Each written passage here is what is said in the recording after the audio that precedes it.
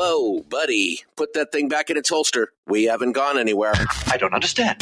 Check out the MichaelDukesShow.com for information on how to get access to the podcast. Welcome to the party, pal.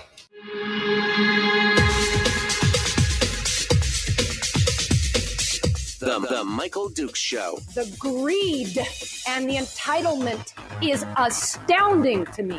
What more could you want from a low-budget radio program? This is a dumpster fire. That was just BS. It is time to get a new perspective. We know just what you need, and we've got just the cure. Open wide and prepare for a steaming hot cup of freedom. I just don't fathom it. The Michael Dukes Show, streaming live across the world. Oh, baby. Live around the world on the internet at MichaelDukesShow.com and across the state of Alaska on this, your favorite radio station and or FM translator. Hello. Good morning. How you doing this morning? Are you ready to rock and roll for this beautiful Tuesday? I mean, it's raining, but other than that, it's not bad when it's raining, actually. It's pretty good stuff. A full Tuesday today. We have got a lot of stuff to cover. Brad Keithley, Alaskans for Sustainable Budgets, is waiting in the wings, and we're about to jump into it with him with a weekly top three. The big three issues that face us here in the state of Alaska. That's coming up here in just a hot second. Of course, we have Chris Story, who's going to finish out at the end of the show today with our weekly uplift and life coaching lesson. But in just about an hour at the top of hour two, we're going to have a quick discussion with Indu Navar, founder of EverythingALS, to talk about the walk to Defeat ALS Alaska, which is taking place on the 22nd of June. So we've got we got a lot of stuff going on here this morning. But without further ado, let's dive into it and see if we can get all this stuff squared away, because we need to get to the weekly top three. There's a lot of stuff to talk about. And of course, that means we got to bring Brad on and pick his brain. We have to accept the beating and just face the reality of the bad news that's coming here in just a second. Hello, my friend. How are you doing? How are things going for you? Michael, I'm doing great. Rain is better than snow. You know what? You are 110% correct, my friend. I would take a summer full of rain rather than a summer full of snow. There's no doubt about it. But I would like for a little, just a little bit more sunshine. It's already been better than last summer. I'll just say that right off the bat. It's already been better than last summer, so that's okay. All right, Brad. Well, let's get into this and see what we got going on. Let's get cracking.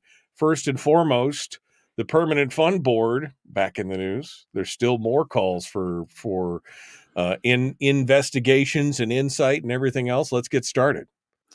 Well, Michael, we don't need to recount all of the chaos that the Permanent Fund Board has been going through. Everything from, focusing a portion of its assets on investments in state, which hasn't turned out to be a great thing, to the most recent, which is essentially giving the legislature the finger by saying, I know you don't want us to keep we know you don't want us to keep the Anchorage office going. We know you line item appropriated only $100, but guess what? We're going to keep it going.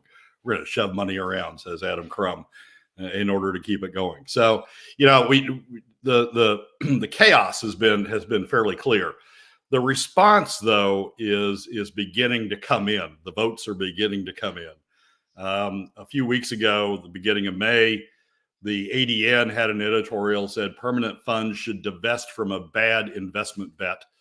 It was more focused on Ellie Rubenstein than anything else, but it's it really should speak to the entire board as being a bad investment bet, a bad structure to govern the state.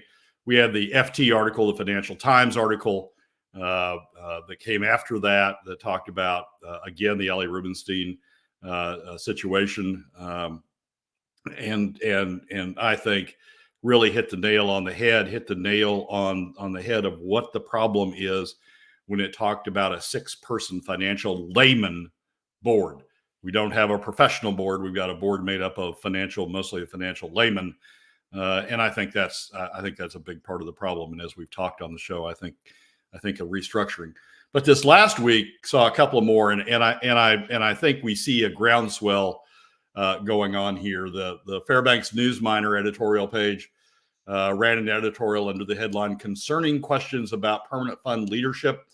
Recent events at the Alaska Permanent Fund are a cause for concern. Internal emails leaked to the media outlets show the motives of one of the trustees have been called into question by top managers of the fund. We feel that the issue requires more scrutiny than it's thus far received," and goes on essentially to call for an investigation of the Permanent Fund Board and what's going on there. And then the Ketchikan Daily News, which I follow to sort of get the feel of what's going on in the non-Juneau Southeast, has an editorial on June 5th that's headlined "Alaska Permanent Fund Needs Independent Inquiry." Alaska think dividend. This is the first couple of lines. Alaskans think dividends when the Alaska Permanent Fund is mentioned, but we should also be thinking investigation and be monitoring that review, and be monitoring that review is more than appropriate.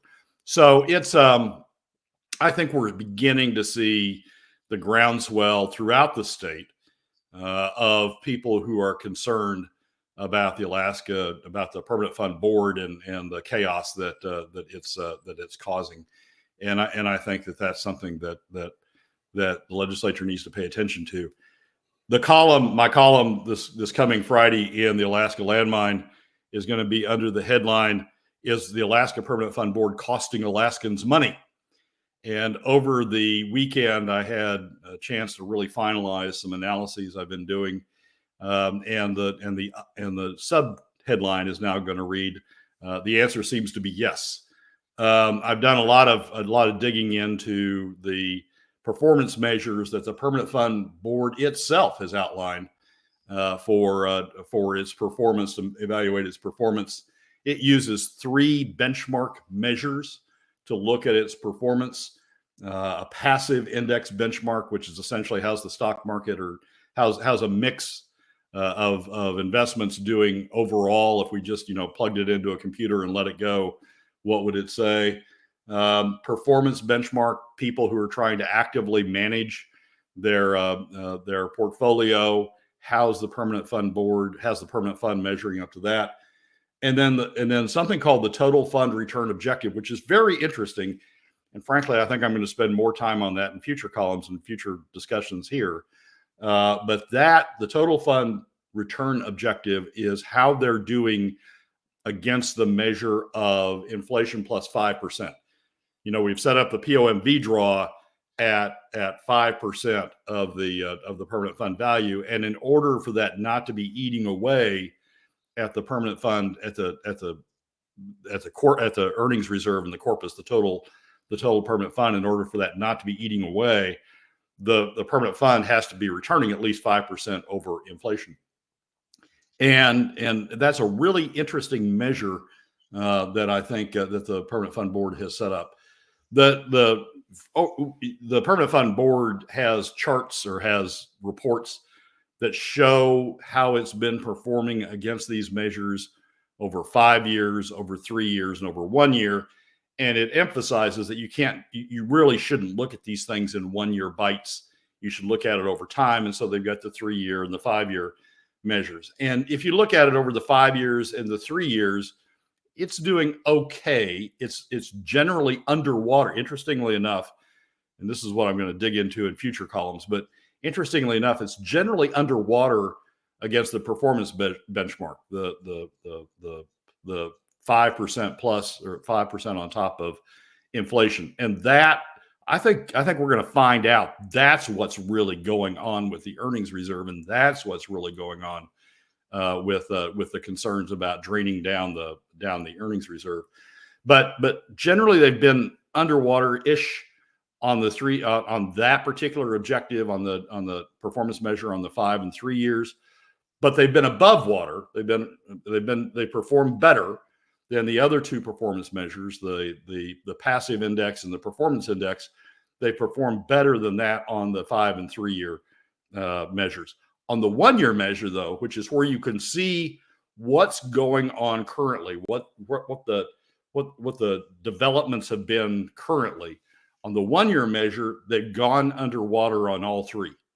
They're underwater. They're not performing as well against the performance measure, against what other active investors are doing. They've gone underwater on the passive measure, which is something they've been above water on throughout. They've gone underwater on the passive measure, and they've gone underwater on the CPI plus the inflation plus 5.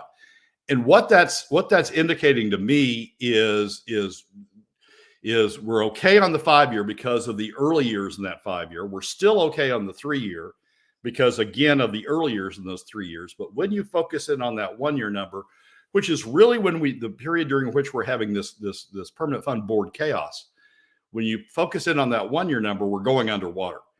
And I think what that's telling me is we're going off track here with the permanent fund board, which, says they're the ones responsible for all this. Yes, we have a staff that implements it, but we're the ones for setting the policy, setting the objectives, setting the measures.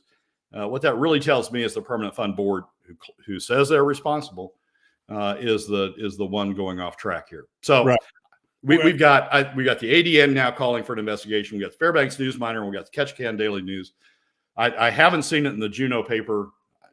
I guess I sort of understand that it's a government town. Maybe they don't want to criticize the government too much. Right.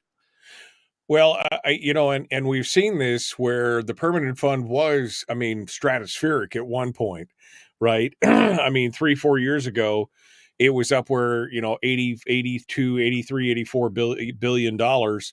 It was high cotton season. And yet, as the stock market has continued to grow back after the COVID fiasco, the permanent fund has not pulled even with them. And Donna in the chat room said, my investment advisor significantly outperforms the permanent fund right now. So this is really a more recent problem. And it is indicative of what you're talking about, right? Yeah. The fund is not performing as it was. And this is prior to the departure of Angela Rodell and everything else. So is this really all this, is this infighting inside, removing the focus of what the permanent fund is supposed to be focused on? Yeah, I think there is evidence to draw that conclusion. I'm not one who really says, the absolute value, 10 years ago was X and the absolute value now is Y, so it's doing well, or the absolute value yesterday was X and the absolute value today is Y, and so it's not doing well. I don't think that's the right measure. They set up the measures themselves with these benchmarks, and it's really, how are you performing against your peers, against the benchmarks? Are you at least keeping yourself even with your peers? Are you outperforming your peers? Or are you going underwater compared to your peers? They set up the benchmark sort of regardless of what the absolute value is. Markets go up and down. How are you doing against these benchmarks that the permanent fund board itself has set up? And I think it's telling that against these benchmarks, forget the absolute values, against these benchmarks that they themselves set up, they're going underwater. All three of them, the performance, the passive, and CPI plus 5. All three of them, they're going underwater. And I think that's telling. Looking back, I still got some more numbers to run, but looking back, I've not seen another period where all three have gone underwater. I've seen periods where one's gone underwater, two's gone underwater, but they've always been outperforming at least one of the benchmarks. And now all three, they're underwater against all three. And I think that's indicative that there should be concern. Right. Separate and apart from this chaos, there should be concern. When you're underperforming your benchmarks, but the chaos is really, adding a highlight to it is the chaos what's causing the performance. Right. Well, we'll have to see. We'll see if this continues to be an issue. Brad Keithley, Alaskans for Sustainable Budgets, the weekly top 3. We're about to jump into number 2, but before we do that, we got to take a quick commercial break, and we'll be back with more. Don't go anywhere. Common sense, liberty-based, free-thinking radio. We return with more. And Brad Keithley from Alaskans for Sustainable Budgets in just a moment.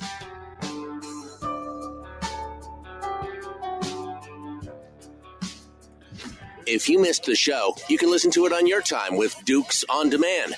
Oh, and it's free. Like America used to be. Streaming live every weekday morning on Facebook Live and MichaelDukesShow.com. Okay. Brad Keithley, Alaskans for Sustainable Budgets, is our guest. Jeannie asked, what is the ROI target? And I would say that it is the good metric would be that 5% plus inflation is a good target to look at in the short and the long term, because that's going to be the draw from the fund, right? I mean, they're going to draw basically 5% plus inflation is what they're going to draw every time. So if we want to keep the earning power, that's the ultimate target. Am I wrong, Brad? No, I think that's right, Michael. I mean, if that's what we're doing, and generally that standard is a little bit higher than the performance measure or the passive measure. So it's sort of the high target that they're shooting at.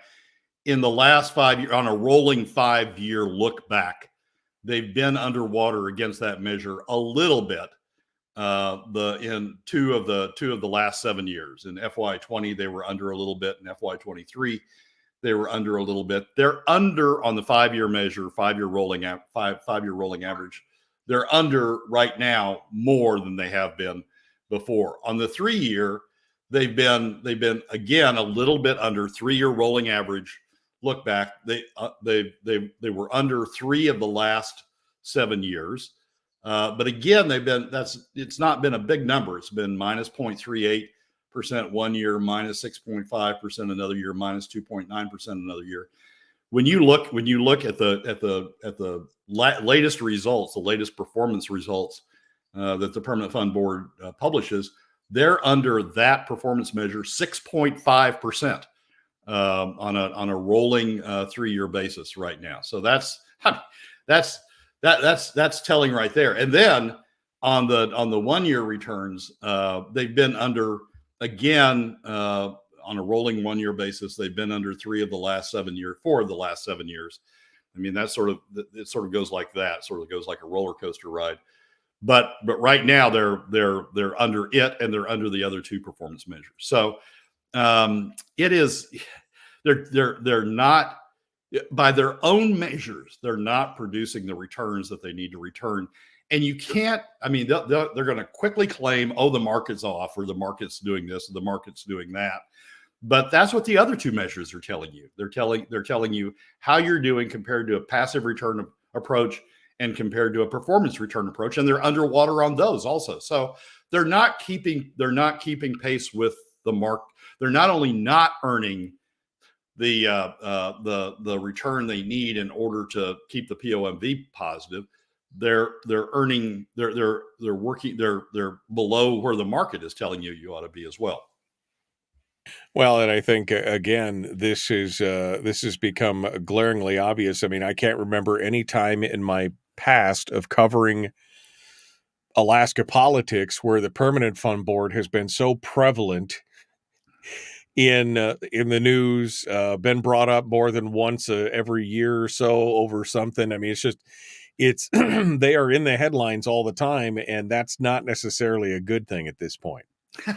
Well, it's really hilarious. I mean, Adam Crumb's trying to use this as the launching point for his gubernatorial campaign, right? I mean, that's what the whole Wall Street Journal editorial that he did a couple of weeks ago was about. That's, claiming that he's at the center of all of these. Of all of the state's investments. That's what that's all about. It's sort of humorous. I mean, he wants to be in the news. He wants to be using this as a springboard, but it's all going south on him, and it's all going south on Jason. And it's all going south on Ellie. I mean, it's just they're in the news, but for all the wrong reasons, and it's getting worse. So I think, again, to go back to a discussion we had last week, I think the Financial Times article hit the nail on the head. We have a board composed of 6 financial laymen that are trying to run, a critically important investment fund for the state, and that's where we've gone wrong. Yeah, I mean, I would agree with that. Maybe again a full revamp of the board and whether or not laymen should be there for oversight. Well, it'll be an interesting discussion, to say the least. All right, we're coming up on number 2 of the weekly top 3. We're going to get into this and jump into it. Please like and share. Subscribe, ring the bell, do all that kind of stuff. And we'll see where we go from here. The Michael Duke Show. Common sense, liberty-based, free-thinking radio. Here we go. Right now. Public enema number 1. Oh, wait, sorry. Public enemy number 1, which makes more sense. On the other hand, he's a little bit of a pain in the Michael Duke Show. Oh, baby. Brad Keithley, Alaskans for Sustainable Budgets, joins us. The weekly top 3 continues. We're on to number 2. I was hoping you'd cover this story, Brad. When I read it the other day, I was like, oh, man.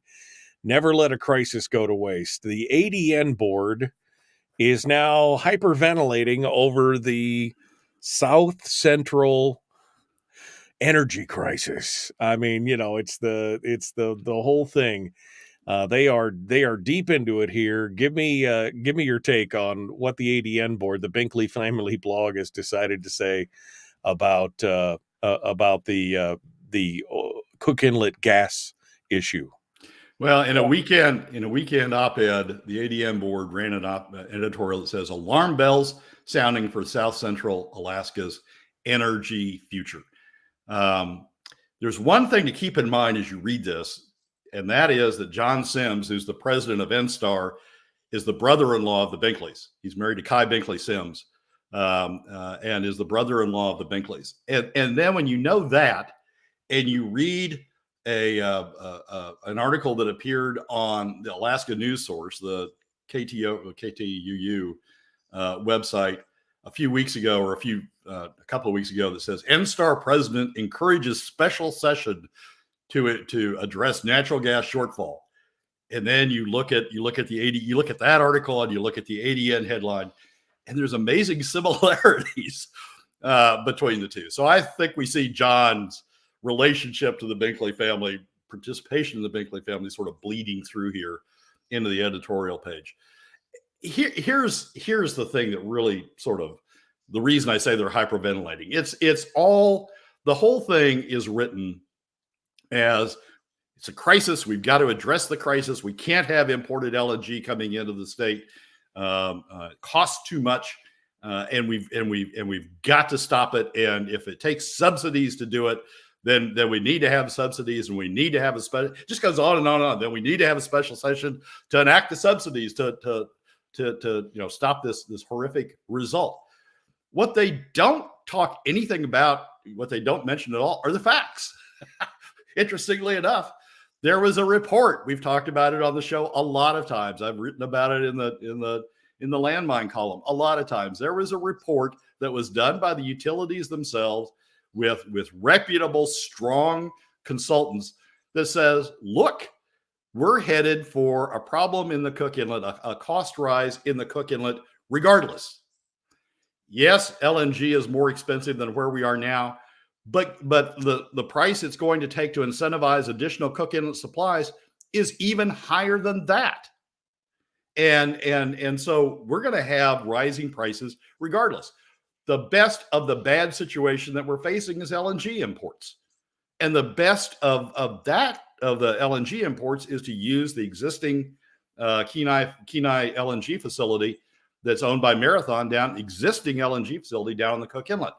It was built for LNG exports, but Marathon's gotten the necessary permits to turn it into an import facility. It's already got a pier. It's already got some of the storage facilities that you would need with an LNG import facility. Yes, we are facing, I mean, what the consultant report said, yes, we are facing a crisis. And yes, we are facing higher prices regardless.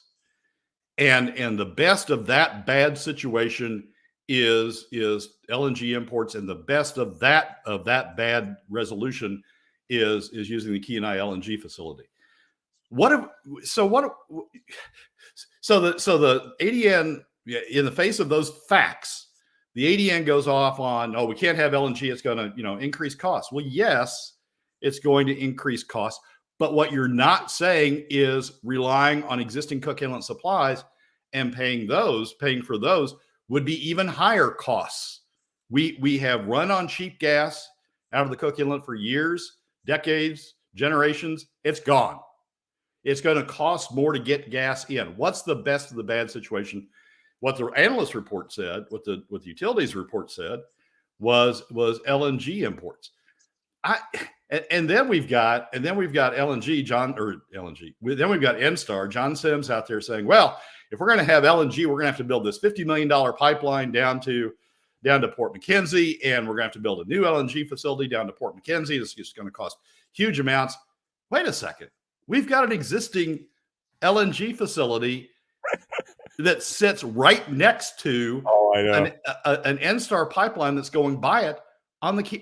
Why are we talking about building, $50 million worth of pipelines and a new LNG? What is going on here? And I think it's a scare tactic. I think Sims is engaged in a scare tactic.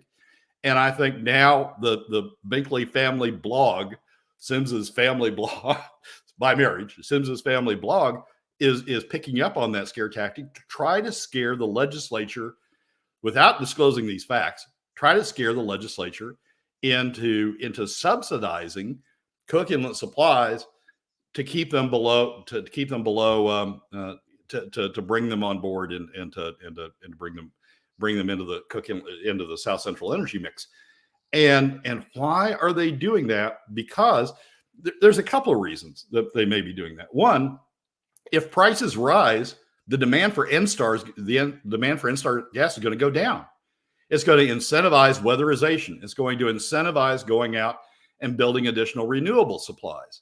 And so I think NSTAR in part is concerned about that they're going to lose demand if the prices go up. So subsidies would help avoid those prices going up. The other thing is NSTAR's facing a serious obligation to have adequate supplies to meet demand. That will take money. I mean, I think they're way overestimating it with this Port McKenzie deal, but it will take money in any event, even if you just hook up to the Kenai, even if the Kenai plant reverses and you hook up to the Kenai plant to bring in imports that way. That will take investment. That will take money. And I think Sims and his parent corporation are trying to avoid the obligation they have to make investment and to bring in the best of the bad, bring in the LNG supplies. And so what's the best way to do that? Scare everybody, ignore the facts, get the legislature to enact subsidies.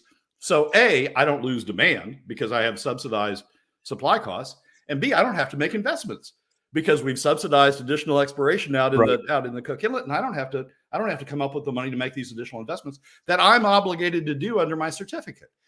And so there's a lot of, as I said, hyperventilation that's going on both in what Sims has explained, and now it's carrying over to the Binkley family blog to create this scare tactic to get the legislature to subsidize these solutions.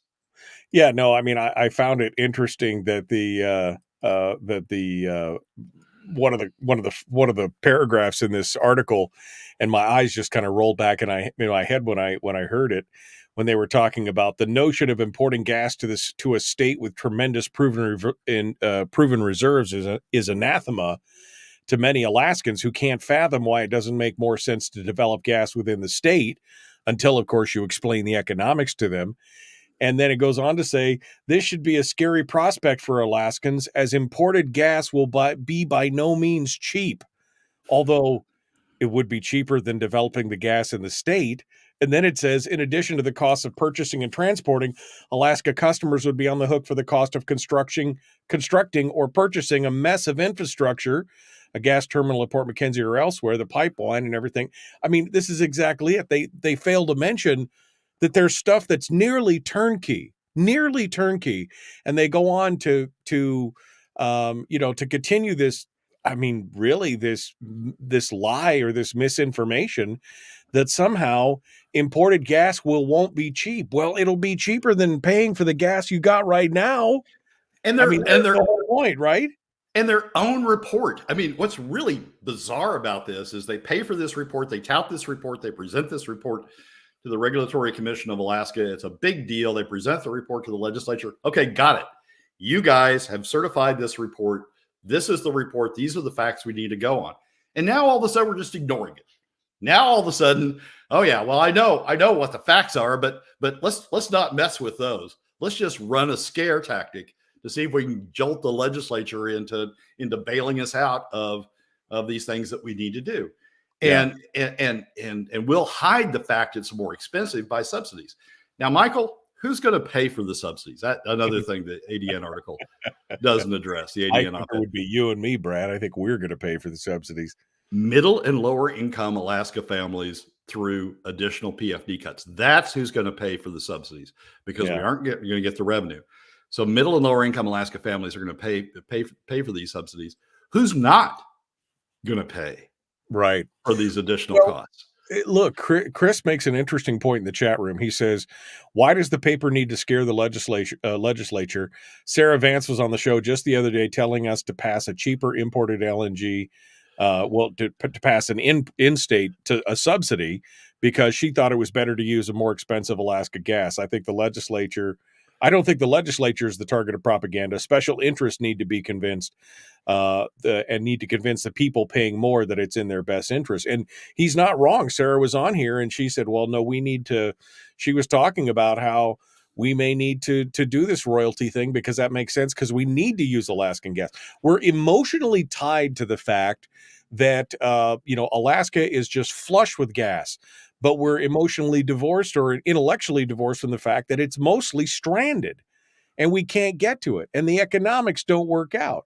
My comment was, well, wait, if it's cheaper in the interim and in the short term, in the 5-year period or the 10-year period, to import the gas and then wait for other things to come up, but she said, this is Sarah, she and I agree on about 99% of the things, but then she said, well, they could just cut us off at any time. And I'm like, who's the they?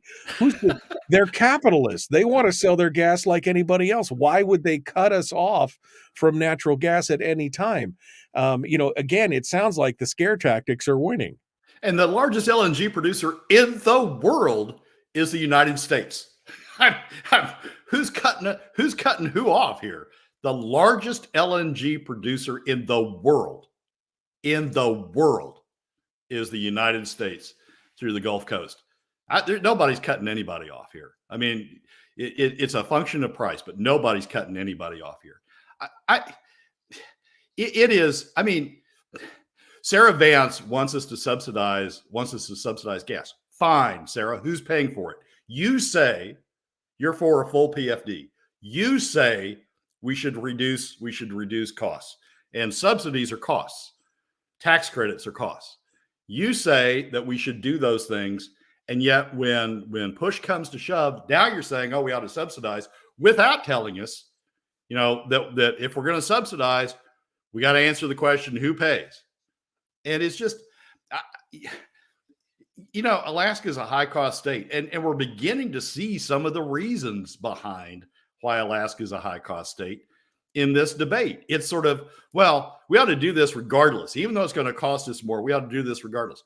Who's it going to cost more? Oh, it's going to cost middle and lower income Alaska families. Who are we having problems retaining in this state? Working middle and lower income Alaska families. They're the ones where the demographics are in decline.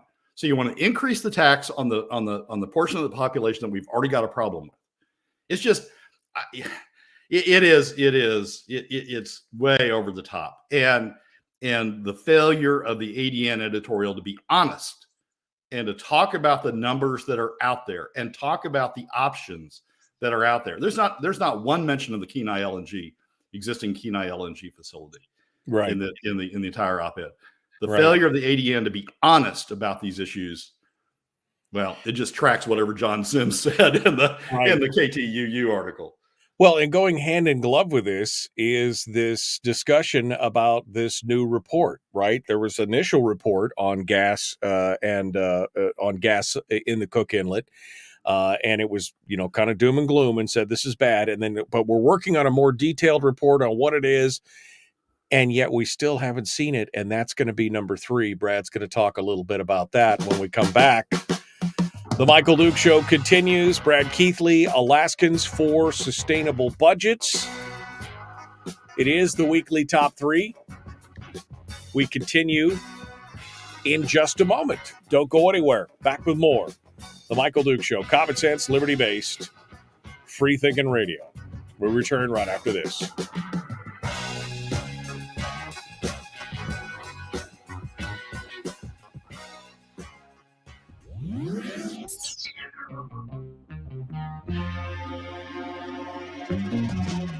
Running on 100% pure beard power. Oh, also some coffee. We dip our beard in coffee. Ha, nice beard. The Michael Duke Show.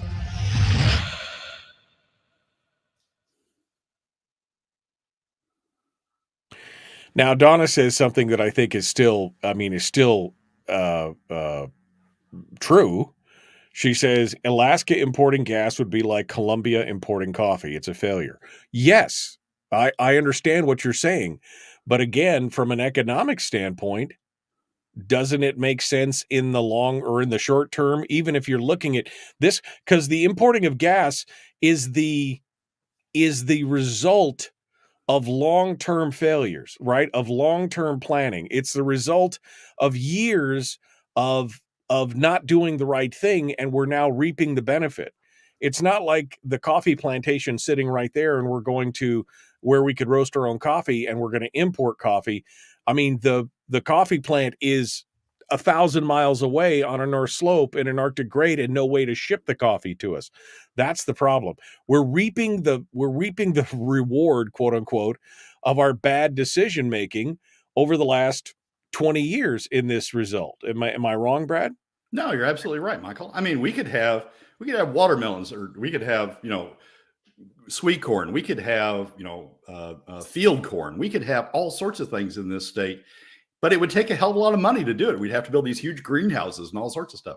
We could be self-sufficient in all of this stuff, but the economics don't support it. The economics say it's cheaper to import that particular product in order to sustain the society that we've got going in Alaska. Well, we've hit that point. Now, look, if John Sims wants to pay, if John Sims wants to use NSTAR to subsidize producers in the Cook Inlet, and he can get that by the Regulatory Commission of Alaska by paying more, which is what the report tells us, paying more to keep Alaska gas going. It's all about incentives. There is gas there. Just pay more to get it. If you want to pay more than it would cost to bring in LNG and you get that by the RCA, do it. But don't go to the legislature and cry about it and create all of this chaos and cry about it and say, oh, I need a subsidy. I need a subsidy in order to do this. I can't do this on my own. Oh, no, it'd be too expensive. Don't cry about it. Just go do it. If you want to pay John Hendricks more, if you want to pay what John Hendricks wants in order to produce gas out of his field, go do it. Don't ask the legislature. That's what they do in Louisiana. That's what they do in Oklahoma. That's what they do in Texas. They don't run off to the legislature whenever energy costs get high. They pay for it. If they need the gas, they pay for it. Right. Well, John Sims, if you want the gas, go pay for it and ask the RCA to approve it. Oh, no, I can't do that. This is about emotion, Brad. And I've said it a time, I've been saying it all morning. I said it last week. This is about the emotional tie to, well, we're Alaska. We're loaded with gas. We want to use our own gas. Well, that's great, except for what's it take to get it to your market. And I'm going to modify what Chris has just said. Chris said on Twitch, imagine telling a low-income family in Mountain View, hey, your energy costs are 20% higher, but at least you're not a loser. I would say, hey, your energy costs are 20% higher, but at least you're burning Alaska gas, right? I mean, that's what they're going to say. They're 20% higher than what they would be. Overall, the costs are hidden, so you're not seeing them directly on your bill. But hey, at least you're burning Alaska gas, right? I mean, that's what people are saying. Look, if it makes sense to import the gas, and if you're so, I would love to see Alaska gas go to market. I would love to see us burn our own gas. But what is the ultimate cost? That's the question. And not just the rate cost, what is the hidden cost as far as if the government subsidizes it and everything else? Break that out. What's that going to be? You can't just hide the cost and say, look, it's cheaper. Well, no, somewhere, some way, somebody had to pay for that. And we're paying for it through PFD cuts. I mean, so here's if we want premium Alaska gas, if that's our objective, Sarah, if that's our objective, whoever wants to argue for that. If you want premium Alaska gas, fine, pay for it. Pay for the difference yourself. Don't try to shove the costs off on middle and lower income Alaska families. And some people say, well, using the subsidies and getting cheaper gas will benefit middle and lower income Alaska families. Yeah, well, it also benefits the top 20%. and so if we're going to do it, why shouldn't they pay for it? Why shouldn't they pay a proportionate share of the subsidies? Oh no, we can't do that.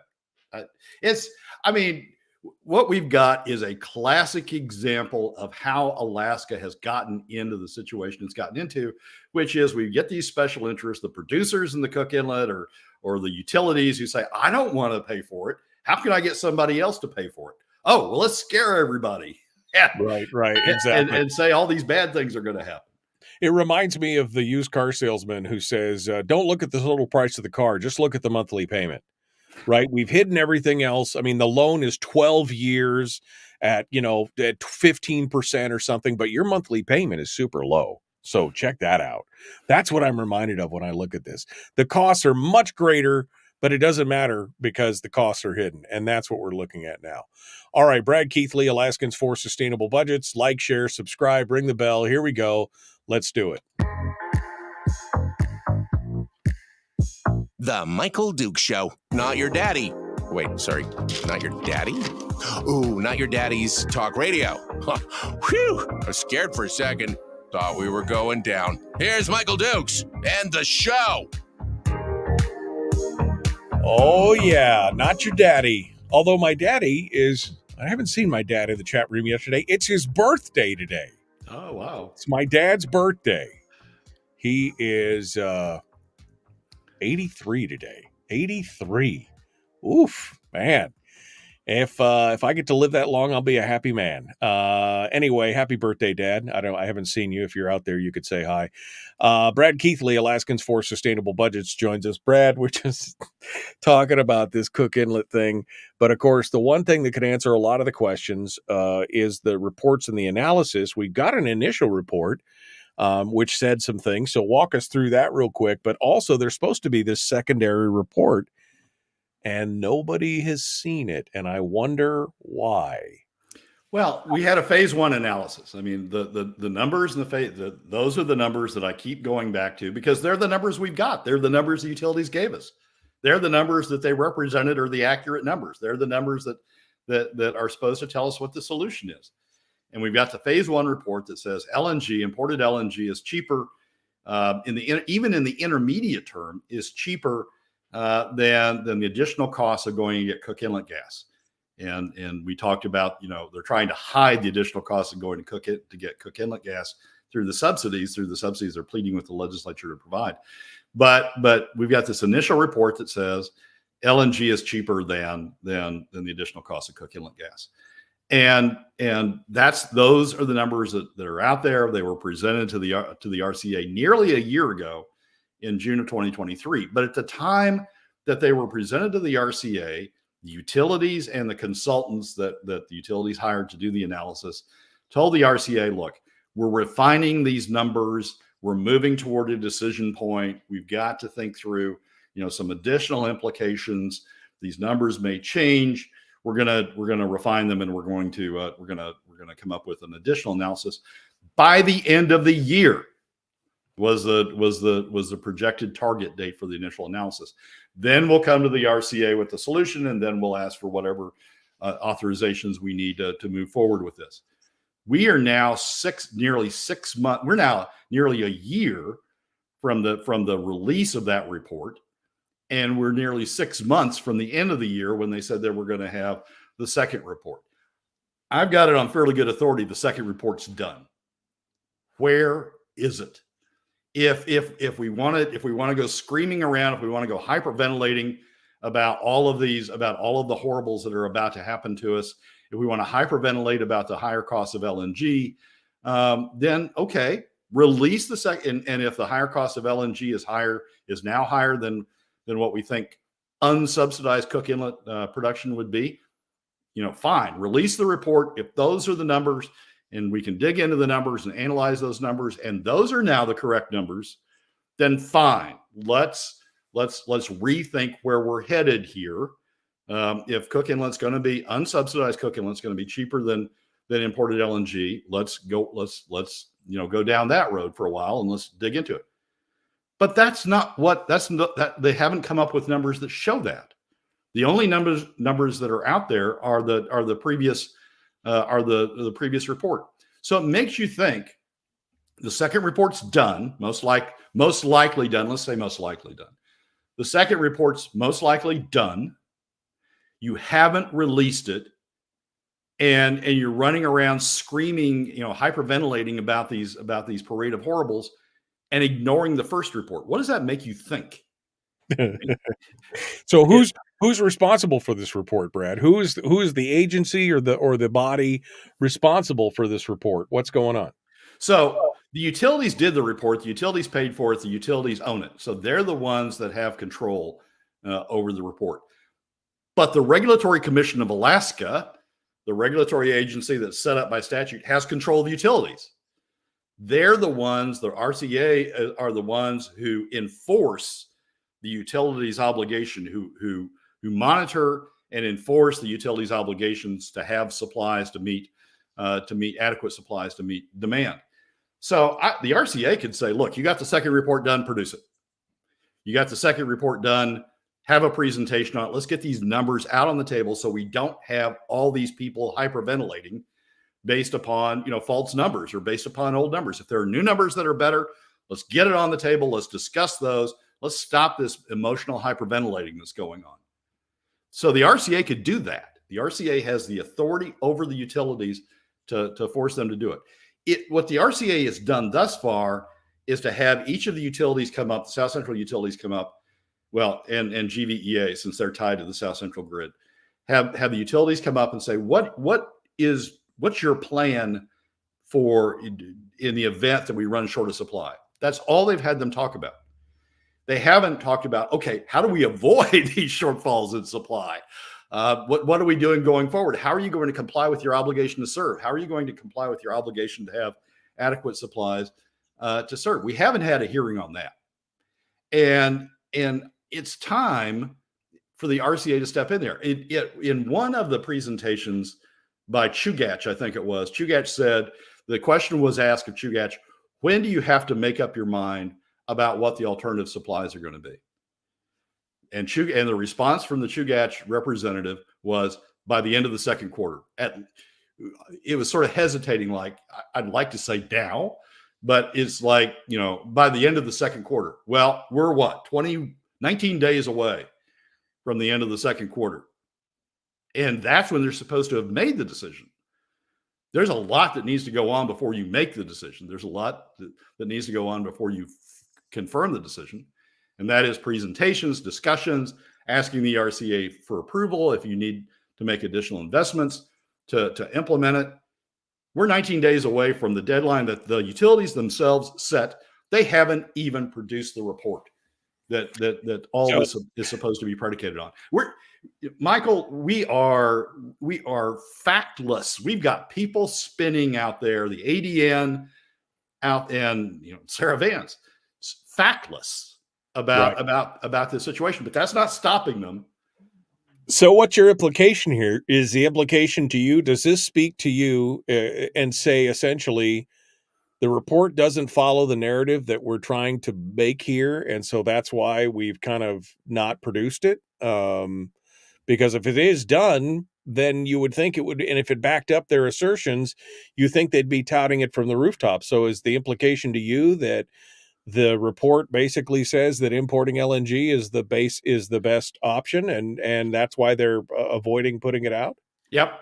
Two things are telling me that. One is they're not releasing the report, which I suspect now is going to be a confirmation of the first report, which is LNG is cheaper than in the intermediate and long term than Cook Inlet gas, continued reliance on Cook Inlet gas, and a hell of a lot cheaper than bringing it down from the North Slope.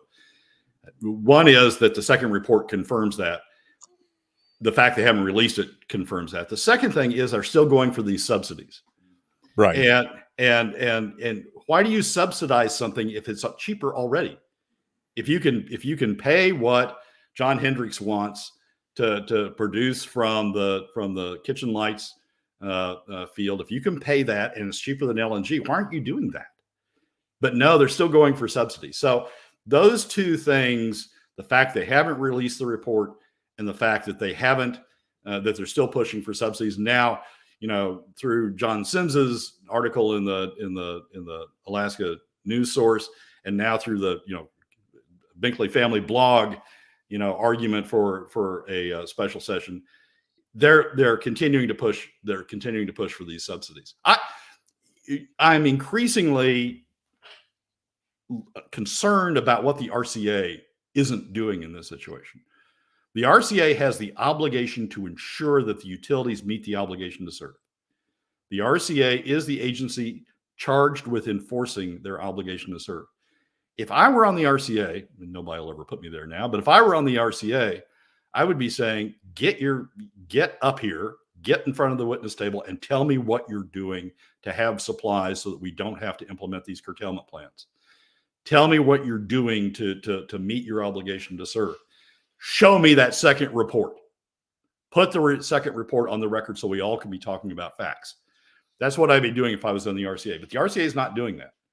And I think, we're sort of cluelessly wandering off into this situation where all we've got is fear mongering and hyperventilation that's driving the discussion. All right, Brad. Well, we're getting ready to wrap up here. The solution to you is the RCA must step in. Is there anything else we can do? We can keep talking about it, Michael, because I think, we got Sarah Vance, we got other legislators out there now saying, oh, we need these subsidies. I mean, we can continue talking about it because this is an economic decision that's going to affect all Alaskans in one way or another. Certainly is if we're going to subsidize them through PFD cuts. This is an economic decision that's going to affect all Alaskans. We need to continue talking about it until we get some facts, some more facts, some updated facts out there that we can use for the analysis.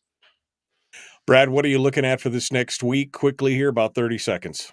I'm going to start meeting with some candidates and see what they have to say about their policies. I'm beginning to try to think about how we form a fiscal alliance or a fiscal caucus coming into this election cycle.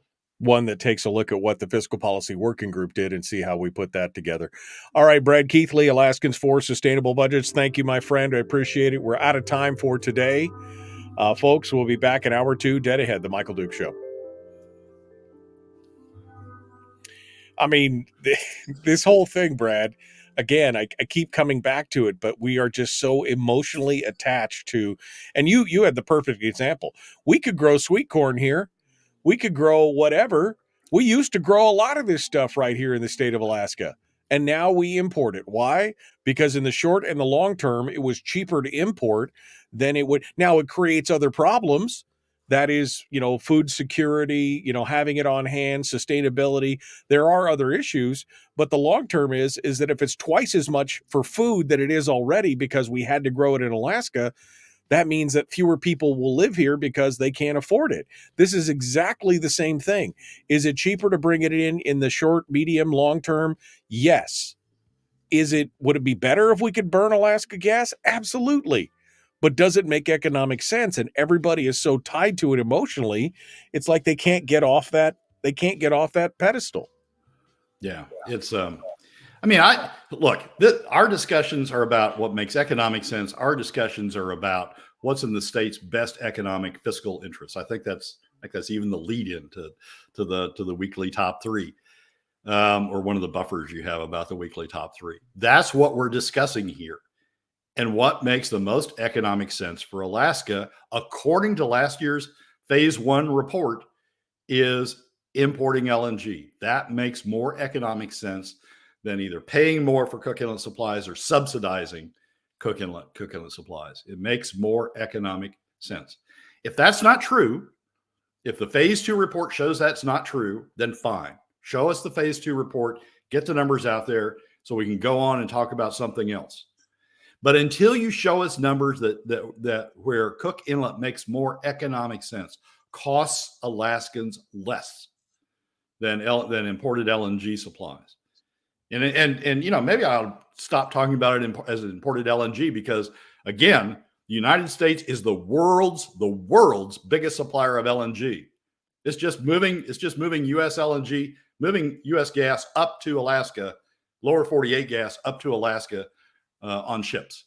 Right. Maybe I ought to stop using the word imported. That's what we would largely be doing. U.S. gas to Alaska on ships. Fat Ray says, and I'm going to disagree with this completely, tax credits aren't costs. They're simply the state stealing less money from an individual or organization. The problem is if the state has a budget, let's just put a number, say it's $1 billion. That's their budget. And they issue a $100 million tax credit to some organization or combination of organizations. To the state, they still have $1 billion budget. And they've got to figure out, okay, we've given these tax credits, unless they're oil tax credits where they actually pay them like they did before, right, under Walker. I mean, they still have $1 billion budget that they've got to justify. They've still got people to pay. They've still got programs they started and everything else. So they have to find that money somewhere else. So it is a cost. Because just because they did the tax credit doesn't mean they're like, oh, well, we'll live more within our means. We knew that last year we had $1 billion. We know that this year we're going to have $1 billion. Even though we issued the tax credits, now we got to find some other place to take that money. And that's from you, Fat Ray, and from me and from everybody else. It is a cost in the long run. It's a cost in the short run. I mean, it is a cost. That's what tax credits are. That's why I've been on this rant about Julie Cologne's child care tax credit. It's you're essentially subsidized. You're essentially saying, okay, Conoco, you don't have to pay as much money because Conoco is going to be a big user of it. Conoco, you don't have to pay as much money to the state as long as you divert that money and use it for child care credits. Well, you're exactly right, Michael. The budget isn't going down. Somebody's going to have to make up that difference that Conoco is now diverting it off to child care credits. And it's going to be through PFD cuts. That's the marginal source of revenue in this state. So it's going to be middle and lower income Alaska families that are essentially paying for the Conoco's childcare.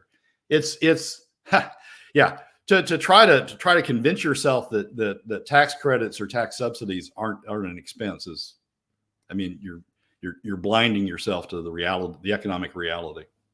I mean, I understand what you're saying. Taxes are a cost to me, he says. Taxes are a cost to me and you. Yes, I agree. Taxes are a cost to me and you, but just because they issue a tax credit, that's them giving money to somebody else on your behalf. You're paying for that one way or the other. That's what's happening. Donna also says it's not emotional. It's a poor business plan. Can it be both? I mean, I'm just asking, Donna, can it be both? Because I agree with you. It's also a poor business plan. To me, it's emotional and it's a poor business plan. That's what's going on right there. I feel like that is an important point there. All right, Brad Keithley, Alaskans for Sustainable Budgets. The weekly top 3. I just had something crash here that I had to restart. Final thoughts, Brad, as we get ready to wrap up here. Well, Michael, we need to get more facts on the table. I mean, all of these reactions about, oh, we need Alaska gas. Well, we need to know seriously what the cost of Alaska gas is before we make that judgment. And we need to get the facts on the table. The RCA should have the utilities come up, explain what their plans are, and put the second report on the table so we can start looking at the numbers. All right. Brad Keithley, Alaskans for Sustainable Budgets. Brad, thanks as always for coming on board and laying this out to us, and excited to see what's going to happen in the coming days here with the political spectrum. You know, who you're going to be talking to. Creating a fiscal caucus would be a fantastic thing, and I can't wait to see what you're able to bring from that. So thank you, Brad. Appreciate you coming on board. Michael, as always, thanks for having me. All right, folks, that brings us to hour 2. Waiting for our guests to come on board here and chat with us about ALS and the walk for ALS Alaska. That's all dead ahead. The Michael Duke Show, Common Sense Radio. Here we go.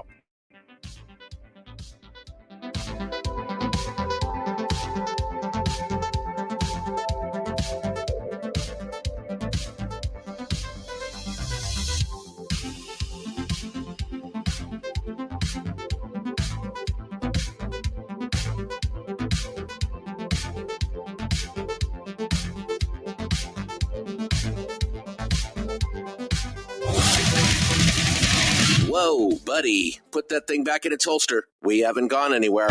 I don't understand. Check out the MichaelDukesShow.com for information on how to get access to the podcast. Welcome to the party, pal.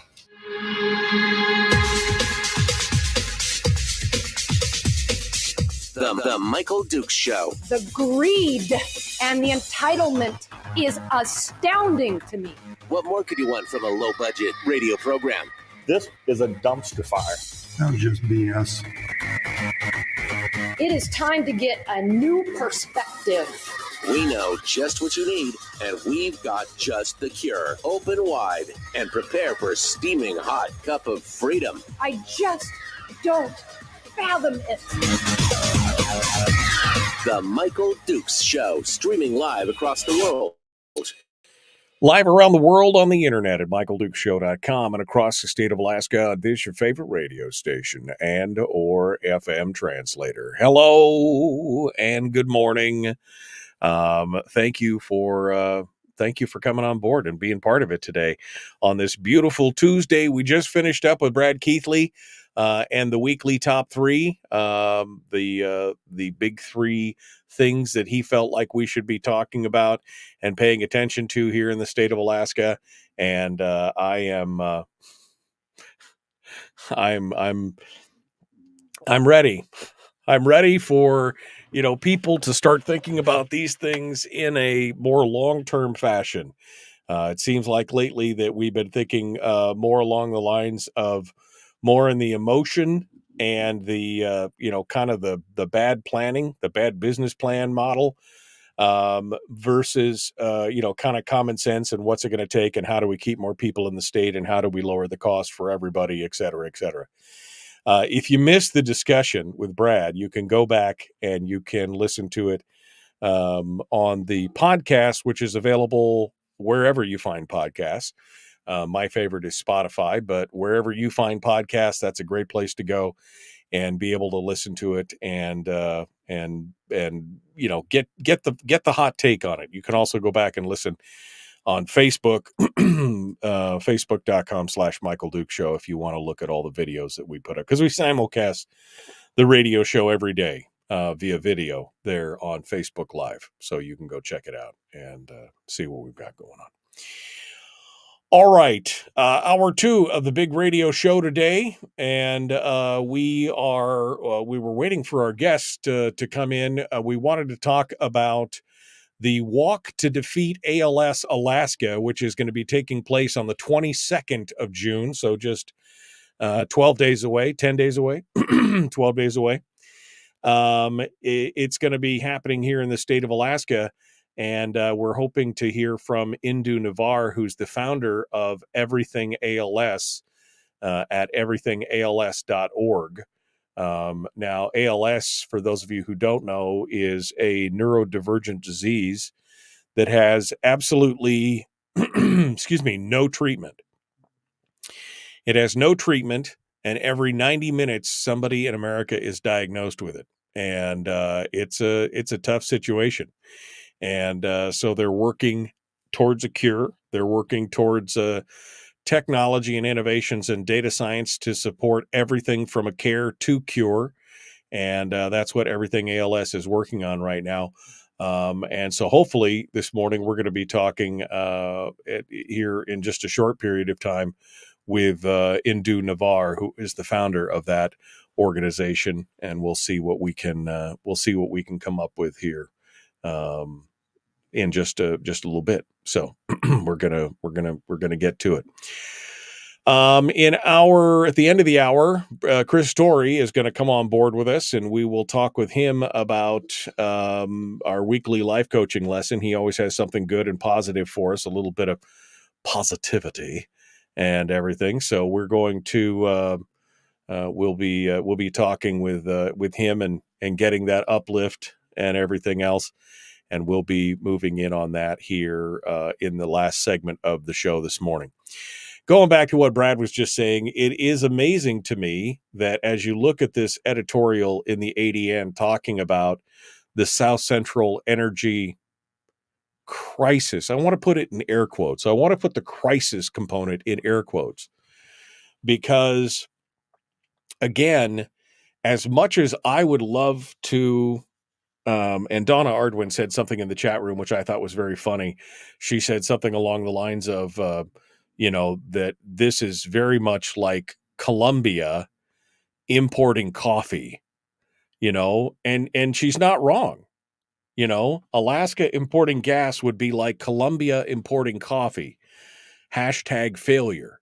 And I agree with that. I absolutely agree with that. It is a failure. I'm not saying that it's not. I'm not saying that we shouldn't have been looking at this issue long ago. But Brad made also an exemplar comparison to say, it's one of the reasons why we import food into Alaska. I mean, we had 2 refineries in the state of Alaska, and we were refining our own gasoline. And now we import gasoline from Cherry Creek in Washington. Why? Because in the long term, it's more affordable.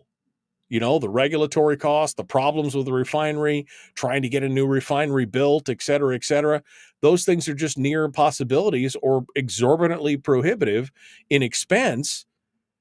And so we have to do things like import gasoline, import food, import these things. Now, it doesn't mean that that doesn't have knock-on effects and other problems down the road. The fact that we don't create our own food in this state obviously has knock-on effects, because now we're talking about supply chain stresses, and now we're talking about sustainability. We're talking about not having the wherewithal and the knowledge and the for agriculture and other things. But at some point you have to say, as much as it would be nice to be able to burn Alaska gas in these homes, if it is cheaper by a substantial amount, then that doesn't make sense, especially in the short and the long term. And if all we're going to do is subsidize it, then the cost is there. It's just hidden. So is it really cheaper in the long? This is one of the reasons why they haven't put out this secondary report. That's one of the reasons why I guarantee it.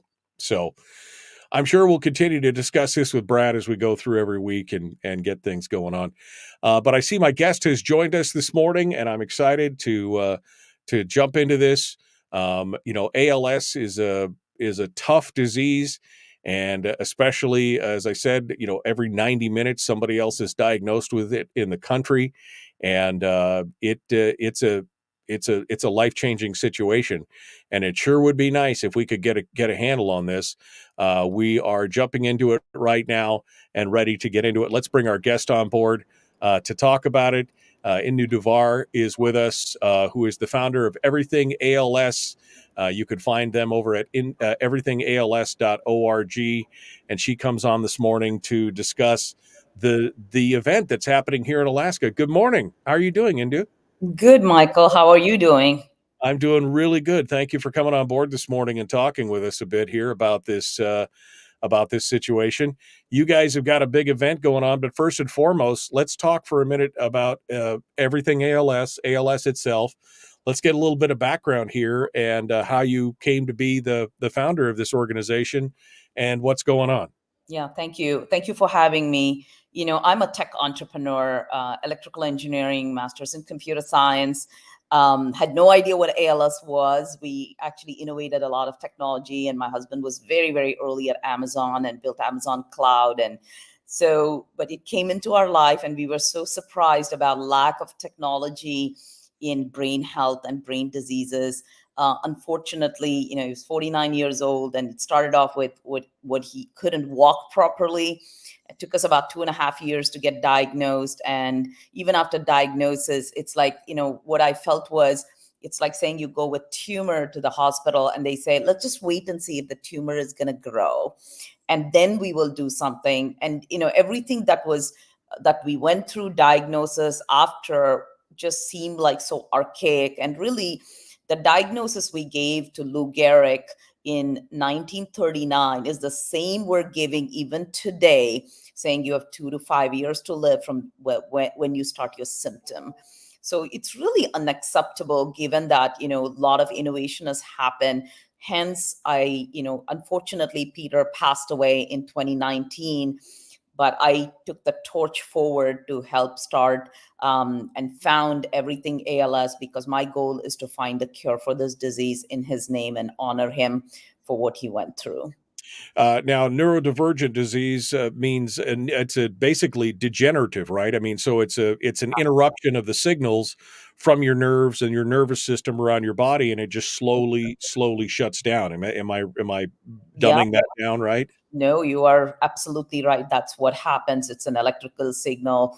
Once in a while, you start seeing the loose connection, and that's when we need to diagnose. But we wait for it to die, completely die, and say, "Oh, now it doesn't work." So you're right. That's what happens. It's slowly the connections to the brain starts deteriorating and dies, the nerves, and then you lose all function, voluntary muscles and involuntary. That means voluntary are like walking, talking, eating, using your hands. And then involuntary is like your breathing muscles. And, so when all of those start deteriorating, that's kind of, you become, it's a fatal disease. Right.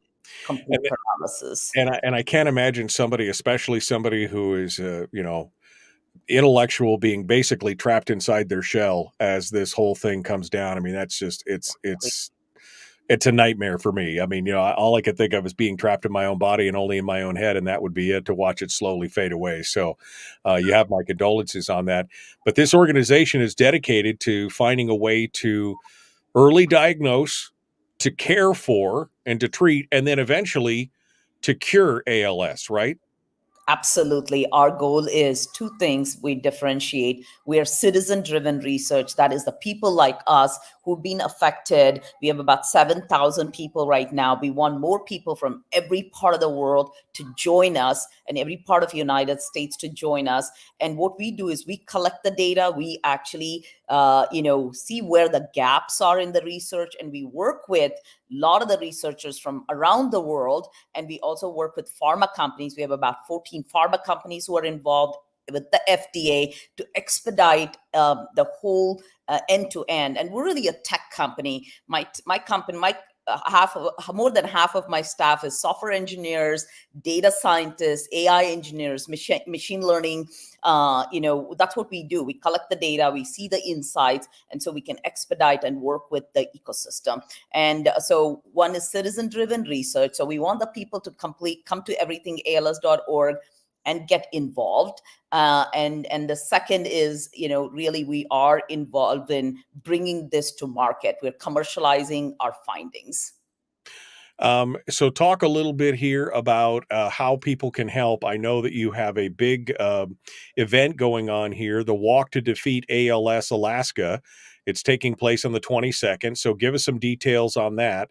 And then you've also got a new effort that you're talking about that, where people can record their voice, et cetera, et cetera. So let's talk about the event first. Yeah, so the event, it's hosted by ALS Association. They do a lot of the events to get awareness for people. So I think it's really great for the community to come together and build that awareness. And I think the timing can be better than this. It's kind of time for us to do all hands on deck, to come to the event, to meet other people. And what we do at Everything ALS is completely virtual. It's all remote, and people can actually get involved in giving their speech online. And also we ask for different research that we do, where we look at walking, breathing, and we give all this data back to the people so they can use it for their own disease management. And we also ask for people who have people with ALS, who don't have ALS, and also families who might have the gene. So we also have a study for just the gene carriers. They don't have the disease, but they're the gene carriers. So we can study what are the first few symptoms that happens, and we can early diagnose. And so how do people participate in this event? This is a virtual event then, the Walk to Defeat, or is this an actual event just for exposure, knowledge exposure to the disease? Walk to Defeat ALS is done by ALS Association. It is on site. Okay, so that's going to be taking place here, and we'll get you some details on that. Tell us a little bit about this new effort that you have where you're going to help local ALS patients. It only requires people to record their voice. Let's talk about that.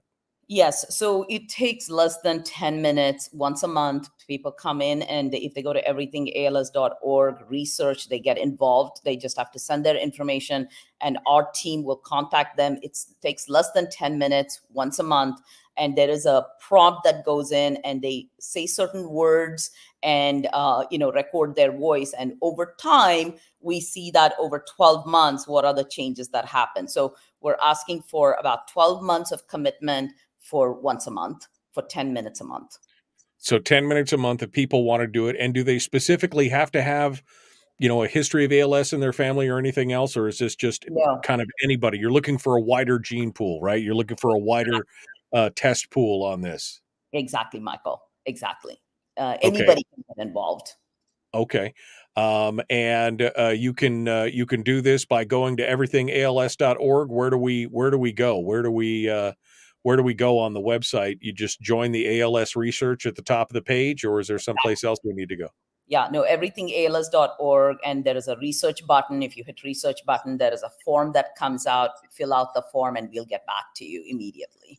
Okay, and that's at the top left-hand side of the screen. If you go to everythingals.org, the help us the Walk to Defeat ALS in Alaska is, I said, June 22nd, and there it's going on. That is, it's going on at the Challenge Alaska Kelly Center facility in Girdwood. It's a 1-mile walk, and you can reach out to Brooke Lavender at 921-0054, 921-0054. And that is the help us unlock ALS in Alaska, the ALS Walk to Defeat here in the state. Again, Brooke Lavender, 921-0054, Saturday, June the 22nd in Girdwood. And it's a 1-mile walk to help with that. And you can find all the details. I've posted the link up on my website for folks to take a look at, or on my in the Facebook feed this morning here to talk about it. All right. So Indu, final thoughts here as we let you go. Anything else we need to know? If we actually come up with ALS, we actually solve a lot of other neurodegenerative disease, such as Parkinson's, Alzheimer's, dementia. So it's really not, doing this work, it's really helps with the whole brain disease that has been a mystery for us. And I do believe that, technology is going to bring this a lot more forward. And so I would love for everybody to get involved. All right, hold the line for a second, Indu. Folks, we're out of time. We got to go. The Michael Duke Show, Hour 2 continues right here, your home for Common Sense Radio.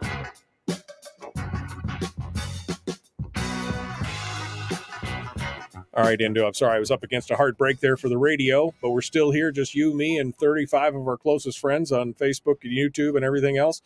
Any final thoughts before I let you go? I'd like to give you one last bite at the apple, so to speak. Yeah, like I said, we also have launched something called Vision 2030, v2030.org, and that is going to go for cure. So we've just launched it. We are so excited to actually have really the AI and machine learning companies be involved as well. So we would like to get all the tech companies be involved. So that's our platform, actually, to invite tech community to be to help solve this disease. And you're hoping that with machine learning and AI that maybe they'll see something in a hole in the data, taking the whole data mining thing and looking at every aspect of it, and that the machine learning can hopefully short circuit something that the human brain can't quite grasp in the total, right? Exactly. And this is an AI for good, Michael. I mean, this is such a good example of using technology to really help solve some core human issues or human dilemmas. Yeah. Well, no. Hey, if Skynet is going against ALS, I'm all about that. Just not about us, right? I mean, I don't want them to go against us. I want them to fight ALS, not the human race. Exactly. Correct. Well, Indu Navar, everythingals.org. What was the name of your new vision site again? It's v2030.org. That is vision2030.org. v2030.org. Okay, I just posted that up on the website, in the Facebook page as well. Indu, thank you so much for coming on board and giving us the details here. We appreciate it.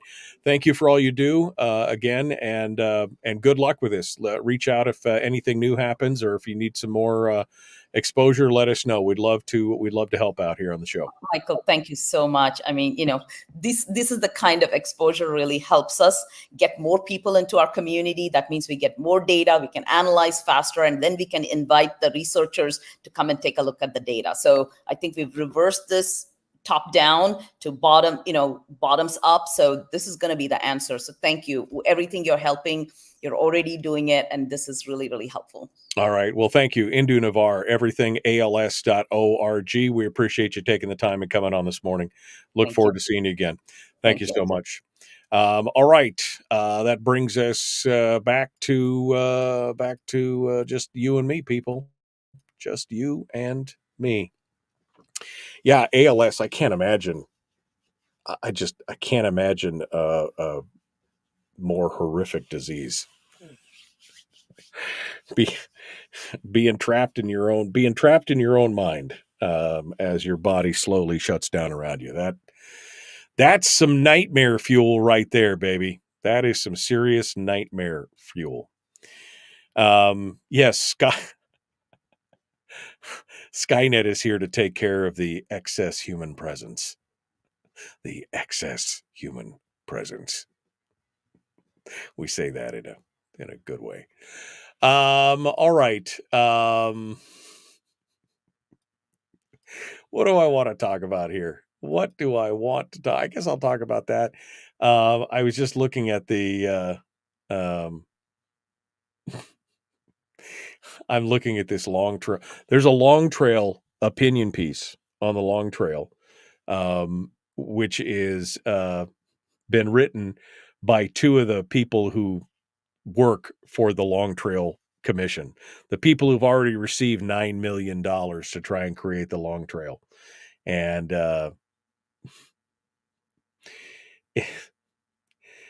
oh man, it's not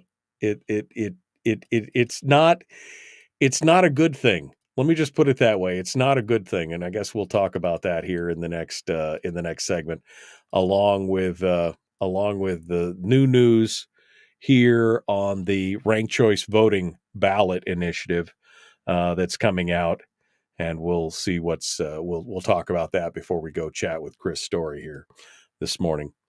All right.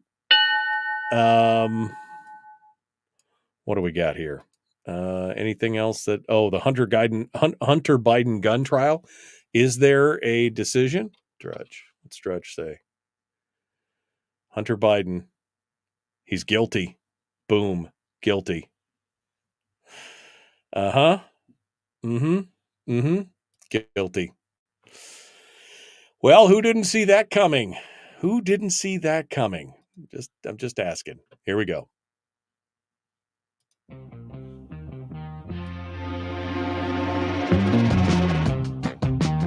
The Michael Duke Show. Seriously humorous with a pinch of intellect. Sorry. That is humorous. Here's Michael Dukes. Okay, welcome back to the program. Thank you for being part of it today. If you feel froggy and you want to give back and you want to help out, EverythingALS.org is a great place to go. And all you got to do is join the ALS research. They said it takes only 10 minutes a month, but it's a 12-month commitment. But they're trying to find a cure for ALS, and that's a laudable goal. Of course, also they have that walk to defeat ALS in Alaska, and that's going to be down in Girdwood. If you just type in walk to defeat ALS Alaska, you'll find the link on the website there. You can get it squared away. All right. So Chris Story's coming up here in just about 10 minutes or so. So before we get into that, there are a couple stories here that I want to get into. I don't want to dive too deep into this, but I do have to point this out. We've had some discussions here about the Long Trail, right? The Alaska Long Trail. That they believe that this organization, which is the Alaska Long Trail Project, has already received $9 million from the state. And we actually went in and looked at their 990s and some other things. I mean, this is an organization that's spending, $600,000-$700,000 a year on salaries for these project managers and everything else. And I don't want to cast aspersions on people, but because maybe they're just seriously passionate about it, but they really need to make a six-figure income to do it. But Sam Dingus and Miriam Medovia are the two people who wrote this article for the ADN. And it says what it would mean for the Alaska Long Trail to be a national scenic trail. And they go on to talk about the Long Trail and what it is, and the fact that Congress already gave $1 million to this is outside the $9 million that they already got from the state, $1 million for BLM to conduct a feasibility study on the Long Trail and everything else and everything. What does it mean for Alaska, for the designation for the Long Trail to be designated as a national scenic trail? And they are pointing these things out as if they are great things. Okay. So what does this designation do for I'm reading now, from the Alaska Long Trail and outdoor recreation in Alaska? Besides offering a competitive economic benefit from increased worldwide recognition. A competitive economic benefit from what? Explain to me how a designation as a national scenic trail is going to offer you a competitive economic benefit. You can use buzzwords and phrases like that sound good and sound like they mean something. But economic benefit, what is the economic benefit? In name recognition, the fact that it's now listed as one of the 12 national scenic trails? That benefit is amorphous at best. And now you're saying it's a competitive economic benefit that people would want to go to Alaska over Appalachia. I mean, I don't. It would increase worldwide recognition. National scenic trails also receive federal funding for maintenance and administration. See, that's the bad part. Now you're going to have the federal government be administering this trail and telling people who can be on it and who can't, and who can cross it and who can't, and can it be motorized and whether it cannot. Then it goes on to say, in particular, national trails are eligible for annual federal funding for trail crews to clear, brush, and perform repairs. This is a 500-mile trail to nowhere, right? It travels right through the middle of the state. How many people are going to be transiting the 500 miles? This is... Since the Alaska Long Trail's proposed route passes through many of Alaska's most used outdoor spaces, the designation would open up funding to address the existing demand on our trails. See, this is also part of the problem. It passes through, it's a 500-mile long trail, but it passes through many of our most used outdoor spaces, which we have had direct control of. And, people have been using them for years. Now you want to give federal administrative and maintenance responsibilities to the federal government for these areas. I mean, this one paragraph in this whole article, for me, is the number one reason why it should not be done. Not only do I not support the Long Trail, I definitely do not support federal interventionism into the other most used outdoor spaces in Alaska. Because the trail passes through them, now they have ancillary control of these other spaces. That's some spooky stuff, folks. You could go take a look at this and you can read this article for yourself, but I will tell you right now, this whole article is an absolute argument for not having the Long Trail be designated. The fact that we've given $9 million to this organization to create the Long Trail to begin with it's a travesty. It's a travesty. Somebody's made a career out of this. Somebody has made a career out of this. $9 million, and they are spending a ton of it on personnel costs and everything else. It's crazy. A piece of good news, the ranked choice voting repeal ballot has earned a victory. The judge has ruled that the state election officials did not violate state law or regulations when they let the sponsors correct errors in the petition booklets that had already been turned in. The Superior Court Judge Christina Rankin, her decision covers just a part of the case brought by Scott Kendall, etc. The lawsuit alleges the Division of Election did not have the authority to allow the sponsors to fix errors in the filed initiative petition on a rolling or piecemeal basis, although Judge Rankin ruled that the division acted within its authority. Essentially, what happened is they turned in a bunch of the signature books, and they found out that a whole bunch of them, the notaries, their notary certification had expired. They were notaries, but they had expired notaries.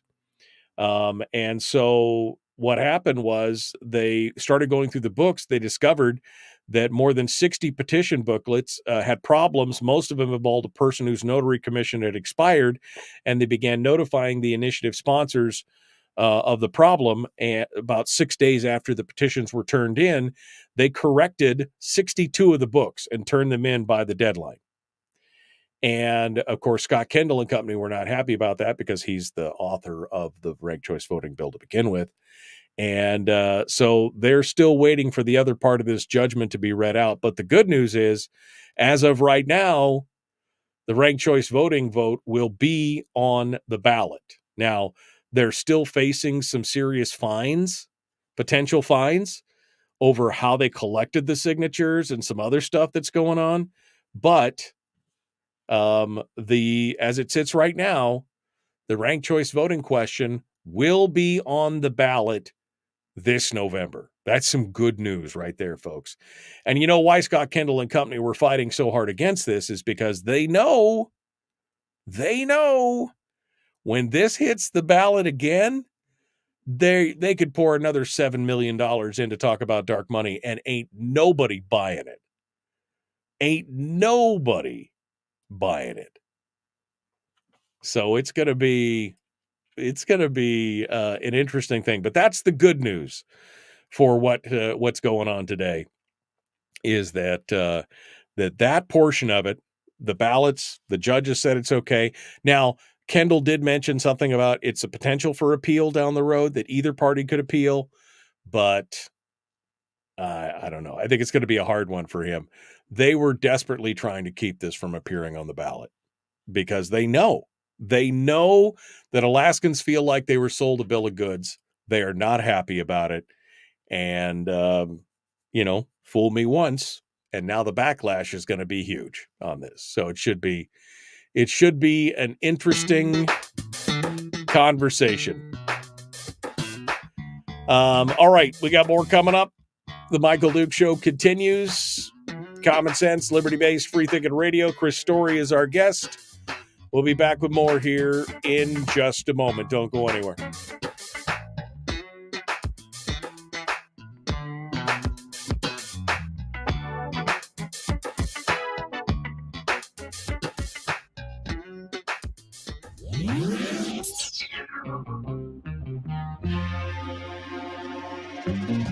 Listened to by more staffers in Juneau than any other show, because their bosses told them to. And after what they just heard, oh man, they're going to be pissed. You're a bad, bad man. The Michael Duke Show.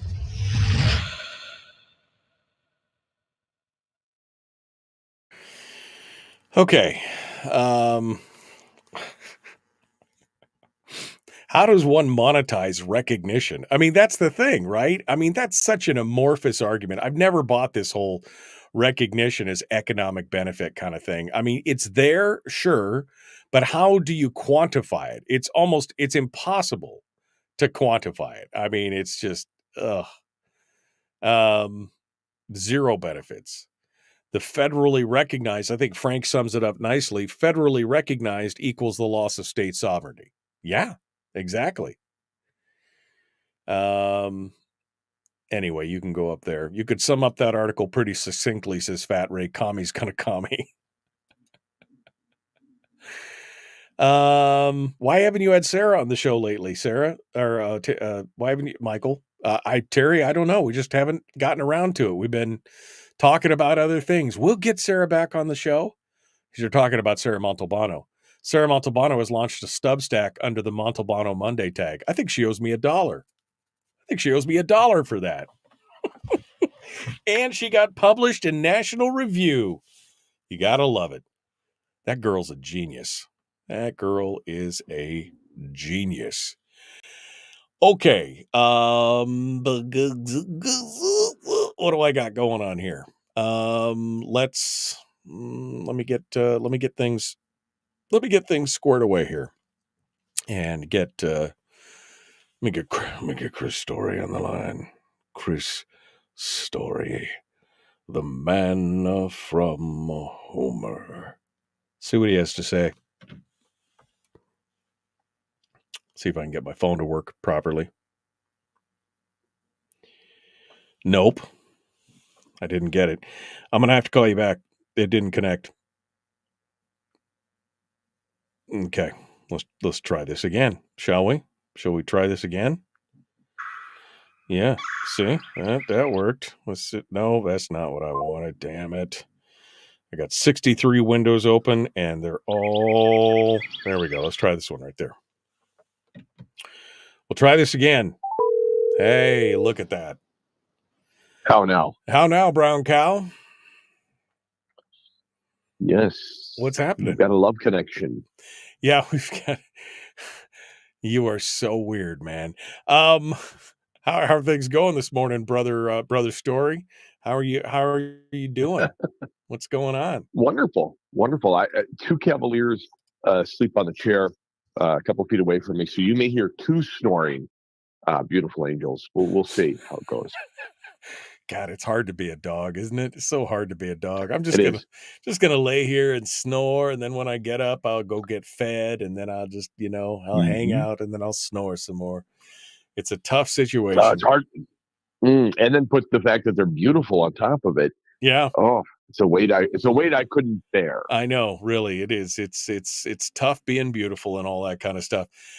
So Chris, what are we talking about today? What's the topic? How learn me, oh master of the just teach your Padawan here. What are we doing? Finding your piece of peace. Finding my piece of peace. Okay. I can do that. I could use some peace in my life. I mean, there's a lot of things going on in my life. I could use a little peace every now and then because, yeah, I mean, there are times when I don't sleep, man. I lay down and my brain won't shut off because I got a million things going on. I need that piece of peace. How do you do it? How do you sleep at night? Like a rock, or do you ever sit there and worry? Oh, occasionally, but I've got a few tools that I've developed over the years to offset that. I just learned, though, I didn't realize this, and this is way off topic, but it reminds me kind of, Sigmund Freud legitimately experimented with cocaine for 12 years. Did you know that?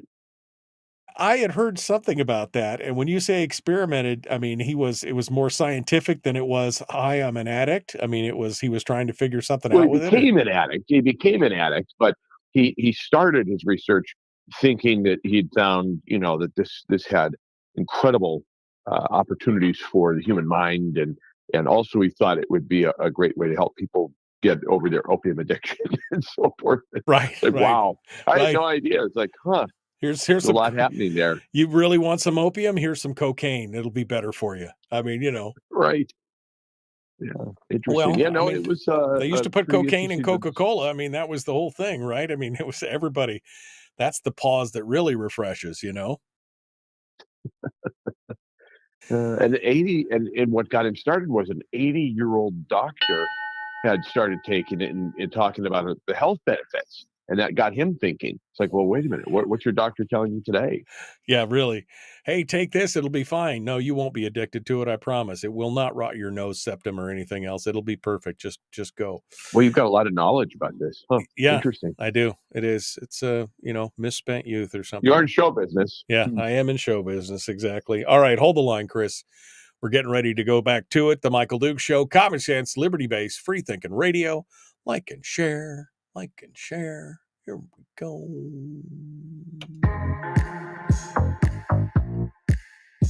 The Michael Duke Show. Not your daddy. Wait, sorry. Not your daddy? Ooh, not your daddy's talk radio. Whew. I was scared for a second. Thought we were going down. Here's Michael Dukes and the show. If you only knew what we talked about during the commercial breaks, you'd be like, Chris said what? Chris said, that cocaine, one hell of a drug. No, he didn't say that. He said something completely different. But anyway, Chris Story, the man from Homer, he is a realtor. He's a potter. He's a radio show host. He's an author, investor, real estate mogul, man about town, and, of course, the PMA guru of Alaska. I'm going to get you a T-shirt that says PMA guru of Alaska. Chris Story, hello, my friend. How are you? Fantastic. On top of the world. I think it's interesting that you just teased what you teased with, because it's going to prompt more people to maybe even join you on Facebook, which is an addictive drug in and of itself. So yeah, who's slanging now? Yeah, really. What are you slinging, hey, buddy? I'm sending the link out to everyone. First taste is free. Come on in. First taste is free. That's right. That's right. Chris, today you're going to give us a little bit of an uplift and a little bit of a life coaching lesson on how to find our piece of peace. And I was just saying that, sometimes, peace is, I don't think that the opposite of peace is not necessarily war or strife, but sometimes it's just, you're going a million miles an hour. I was talking about how sometimes I just lay in bed and I cannot sleep because my brain will not shut off. I can't find the peace to recharge. Are you going to help with that? Give me the background here. What's going on? There was a time that I did not like flying, like to a point where Tiffany would need to medicate me in order to go on a trip, like to go traveling with our little girls and stuff like that. I'd be almost useless in the airport because I would be sort of sedated, like just wandering behind her, almost like you see those kids on a leash in Disney World or whatever. That's about how she had to treat me.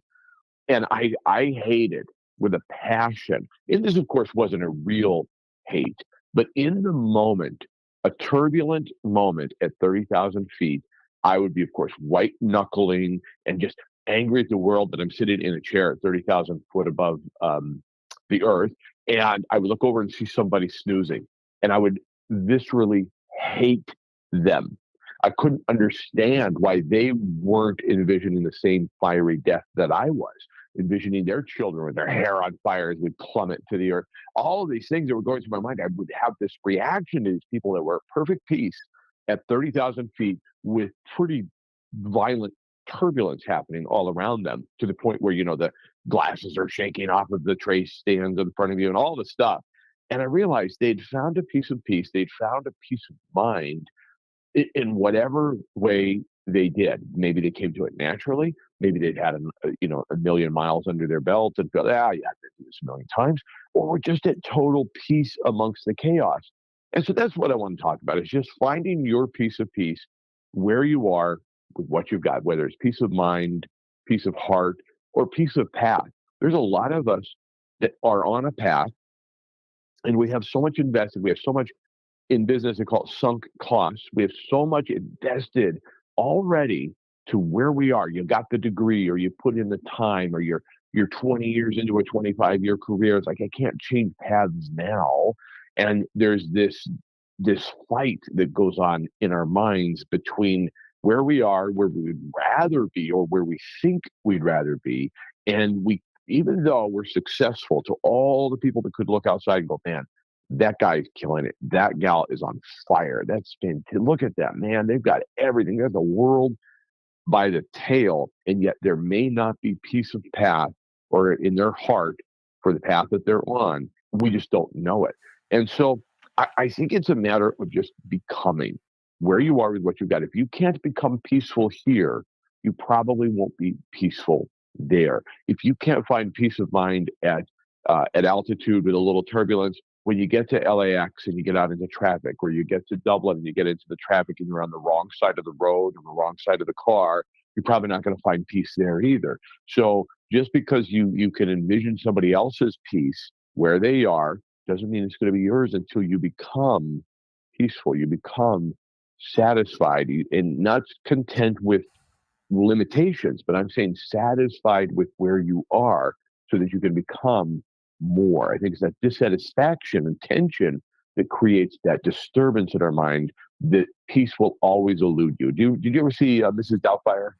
Oh, yeah, a long time ago. Yeah. So Robin Williams and Sally Fields are having this fight in the kitchen, and she says it's over, and he says, no, let's go on vacation. She goes, our problems will be waiting for us when we get home. And he goes, we'll move. And it's like, Right. no, it's you're going to take it with you. You're going to take that tension on vacation. You're going to take that tension to the new home or the new job or the new career.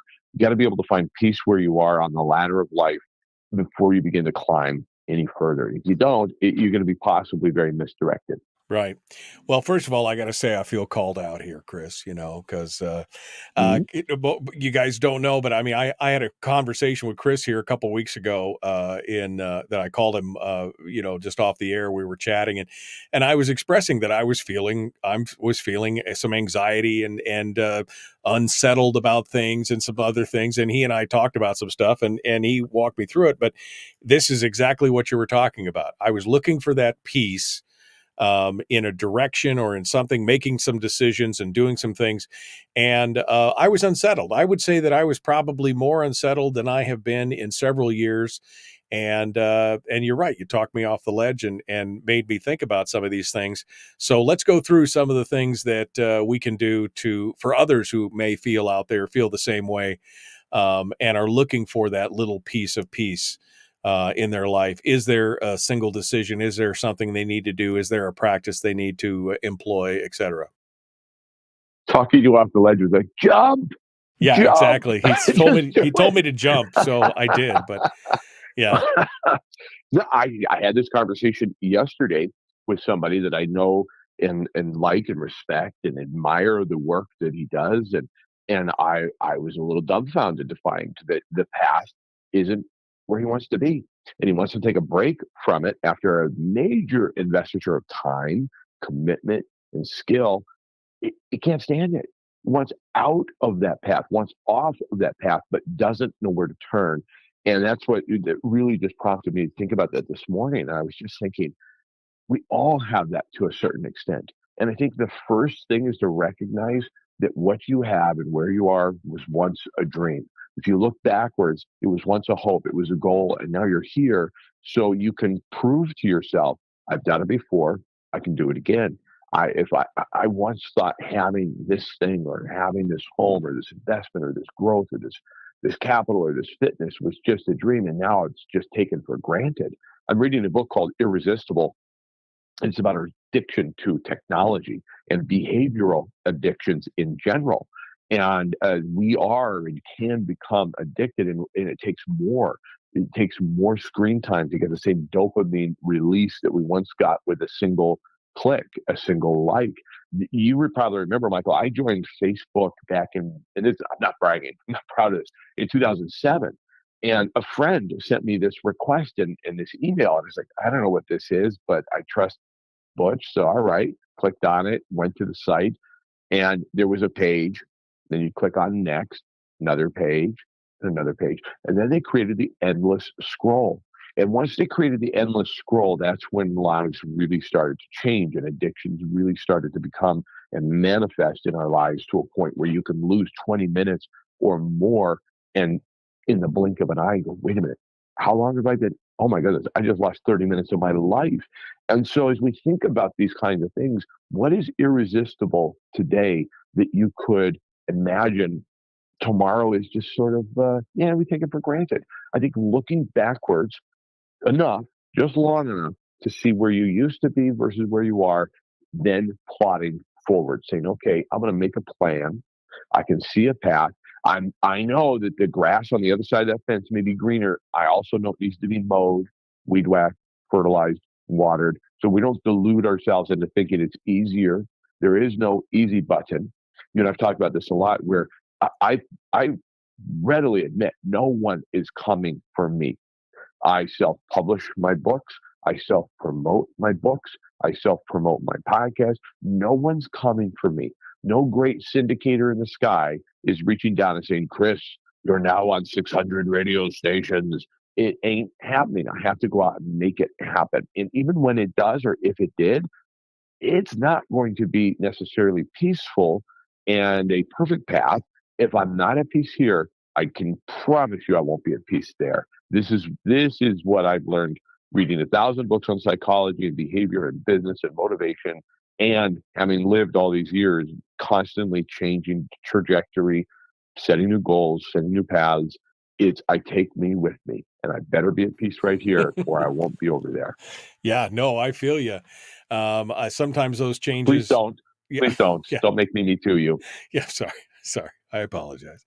But yeah, thank you. Accepted. Yeah, look, I mean, we sometimes we find ourselves, and this has happened a lot more these days because I think changing jobs is becoming easier and things like that. But where people discover I'm not happy where I've been. Yes, I've got a sunk cost in it. Yes, I've spent a decade or two in this business or whatever business it is. But sometimes they need to make a change, and but you've got to find where you're at. You've got to find that peace. And I find that sometimes that is the struggle. So is there a mantra or anything you use here? We got about 2 minutes. Well, in my new book, Open Window, I'm going to jump through it. My new book, The Millionaire Maker, I say that the most important word in the book is the word becoming, because it isn't about getting, it isn't about a quantifiable dollar amount or net worth, although that this book will take you there. It's about becoming. Who you become along the journey is the ultimate practice, and practices are never over. We're constantly practicing, constantly becoming, constantly shifting and growing. You can relive the same year over and over again, or you can set a new path and find peace along the way. But you've got to, again, right where you are with what you've got, you recognize you have the power for peace right here, right now. It's important, and again, accentuate the positive, eliminate the negative, and do all those things. Finding a piece of peace, it's not always easy, but boy, is it worth it. And I've experienced that in my own life just recently as well. So, Chris, thank you so much for all you do. We appreciate you coming on board, and we look forward to talking with you again next week. Thank you for being part of it. Thank you, Mr. Dukes. All right, folks, we are out of time for today. Tomorrow, I don't know. I don't know who's going to be on tomorrow. Somebody. I'll be here. Will you? We'll see you then. Be kind. Love one another. Live well. The Michael Duke Show. All right, Mr. Story. I'm going to give you a bite. One final bite. Anything else before we let you go? Since your dogs were extremely quiet today, so I appreciate that. Any final thoughts here before I let you go? I just a kind of reminder. As long as we're talking about a piece of peace, people talk about a piece of paradise, finding your peace in paradise or grabbing your piece of paradise. There are people right now in the Bahamas or on Maui or Oahu or Rodeo Drive, California, or Malibu Beach, wherever, that are miserable. There are people that are suffering in what we would consider paradise, and there are people that are having amazing experiences in Flint, Michigan, and finding profitability in Des Moines and paradise wherever they are. Right. So it's not geographic. There is no place on the map where you can go down that paradise, that's peace. Right. I once had a client who was thinking about moving to Belize, and it seemed like it was going to be just this amazing, paradise. And the more they got to looking at it, the more they realized, okay, it's a nice place to vacation, but we're probably not going to find our piece of paradise there. It's forever. It does wear off. So you have to find peace where you are. That's it. Yeah, no, I mean, I noticed you didn't say Detroit there because nobody's happy in Detroit, but I get your point. I mean, I'm sorry. Eminem, Marshall Mathers. You don't think he's found peace? Come on. What about Kid Rock? Yeah. What is your problem? I know. I just don't even know you sometimes. You're right. But I mean, isn't that funny? Because you mentioned the Robin Williams thing of let's go on vacation. And, because people do that. They go on vacation and they end up at a place and they're like, oh, I could live here. This would be perfect. But it's not the place per se. It's the fact that they are temporarily divorced from all their problems in the world and they feel that peace coming on them there. That's what it really is about. So it's not about moving. It's about, it's about finding that peace because, I mean, that is great. We all love vacations because we get out and we stop thinking about the day to day or we stop thinking about the immediacy of the problems that's in our own backyard. And, moving has its own. I mean, ask me, I moved 10 years ago from, where I'd raised a family and invested almost most of my life in there. And that was a really challenging thing. And it wasn't, it wasn't super easy, but it was the right thing to do. And I developed peace with it. But, just because you go on vacation somewhere doesn't make it the perfect place for you to live. Yeah. Yeah. I think that court order forcing you to leave actually helped, but still. That's true. 100% true. I enjoy picking on you. I like to build you up and then break you down. It's tear me apart. Tear me apart. Well, thanks for the opportunity, Michael. It's always a blast to be here with you and your terrific audience. All right. Well, I appreciate it, my friend. We will talk to you soon. Okay.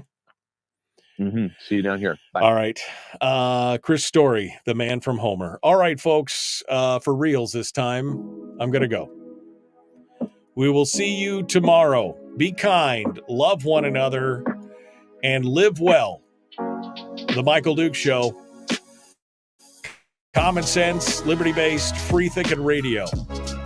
Have a good day. We'll see you then.